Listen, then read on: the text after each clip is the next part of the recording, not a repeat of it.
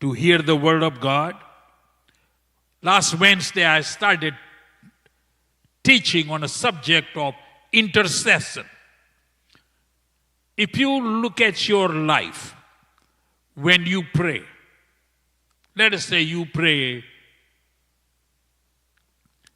10 minutes, but you think you have prayed 30 minutes. That's how you feel. But out of 10 minutes, 9 minutes, you prayed for you. Your needs, what you want, what this is.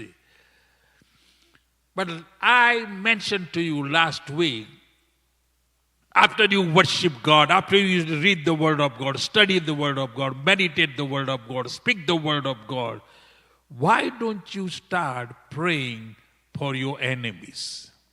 Let me ask you a question. Did anybody pray between last Wednesday and tonight for your enemies? All those who have hurt you. Anybody? 2 of you. Please put into practice.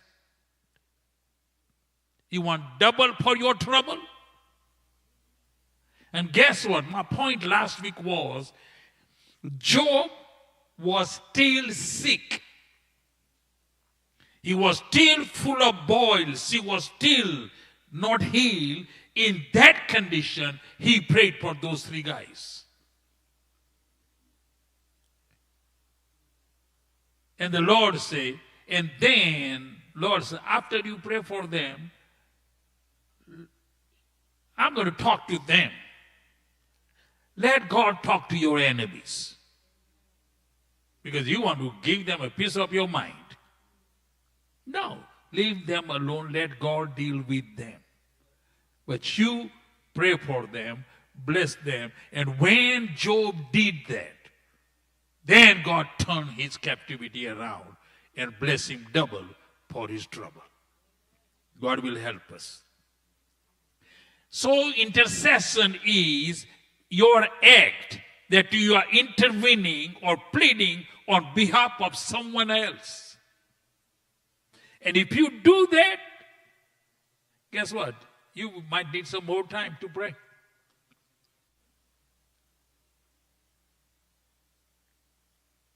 Pray for someone else.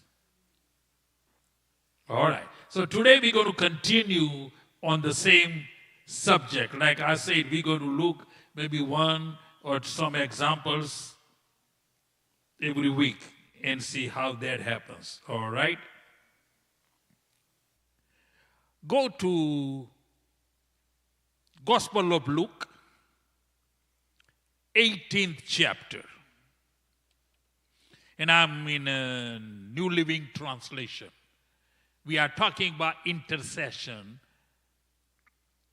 And Jesus is talking. One day, Jesus told his disciple,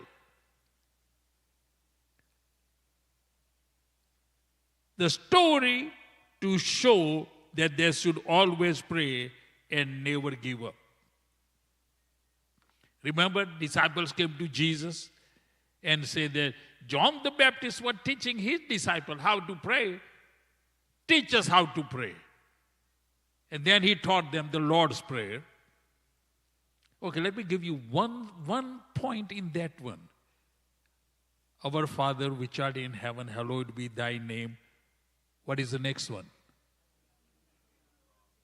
Thy kingdom come on earth as it is in heaven. Guess what? They prayed 2,000 years ago that prayer, and it hasn't come to pass yet.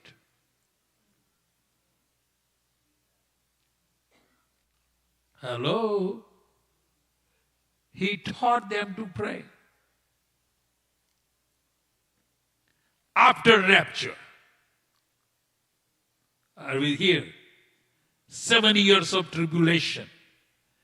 Then he will come. That kingdom will come. And he said they pray. But we have been taught in a way, you pray at 9 o'clock, at 9:05 you better have your answer.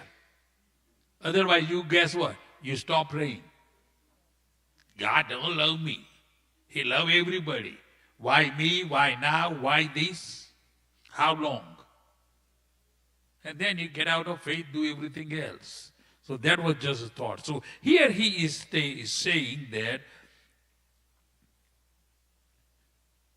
they should always pray and never give up. Our problem with these folks, we give up. We gave up.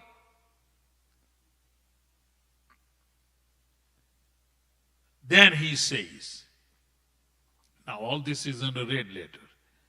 There was a judge in a certain city.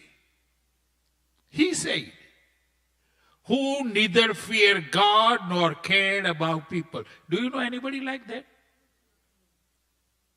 They just don't care. He was a judge in charge. He didn't care.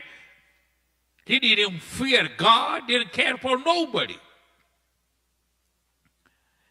A widow in that city came to him repeatedly.